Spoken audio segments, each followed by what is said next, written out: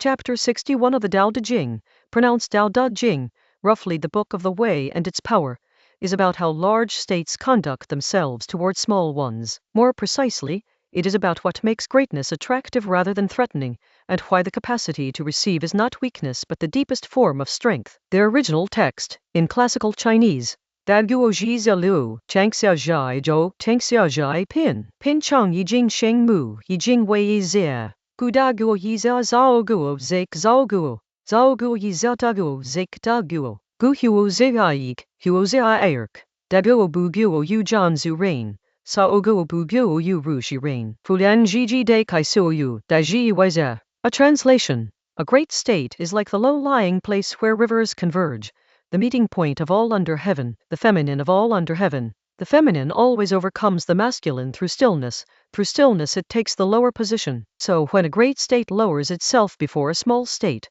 it draws the small state toward it. When a small state lowers itself before a great state, it gains entry to the great state. In one case, lowering oneself is how you draw others in. In the other, lowering oneself is how you find your way in. The great state wants nothing more than to tend and shelter many people. The small state wants nothing more than to be received and to serve. Both get what they want, but it is the larger one that should especially practice being low. The text opens with a specific image. A great state is like Chinese letter, Zialiu, the downstream place, the low basin where all tributaries gather. This is not the image of dominance. It is the image of geography. A river does not force water into the sea. The sea receives it because the seed is lower than everything. Then comes the line about the feminine and masculine.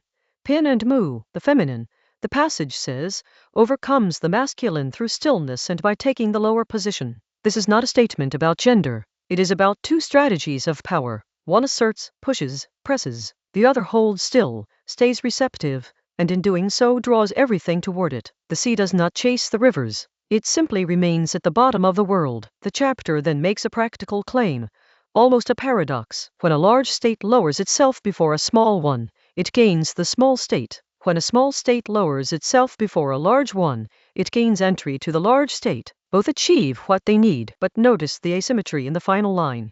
It is the larger party that should especially practice lowness. Why? Because the large state can afford not to. It has the leverage. It has the armies, the economy, the prestige. If anyone can justify skipping the practice of humility, it is the powerful party, and that is exactly why the text singles them out. The one who can most easily dispense with humility is the one most in need of practicing it. There is a precise observation embedded here about what large states actually want. Chinese letter, jiān zu rain, to tend and shelter many people, to gather and care for them. This is not domination in the sense of crushing. It is domination in the sense of a valley that shelters, a delta that supports life. Their image is stewardship, not conquest.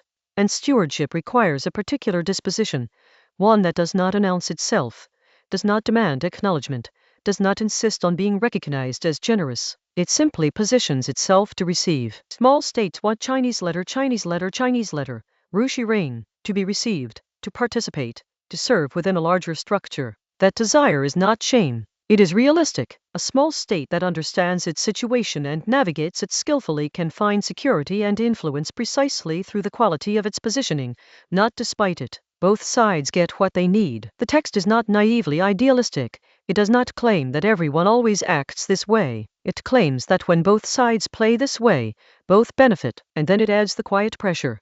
Given that, the larger one should go first. What might a person take from this? Not a state, but a person. The geometry the chapter describes applies wherever there is asymmetry, between an organization and its community, between a parent and a child, between a senior colleague and a junior one. In each case, the party with more leverage has a choice. They can use that leverage to assert, to require deference, to make others come up to them. Or they can lower themselves, not performatively, not as a tactical maneuver, but as an actual disposition, and find that what they want arrives on its own. This is not submission. The valley does not apologize for being a valley. The sea does not pretend to be a river. The lowness described here is not a loss of position.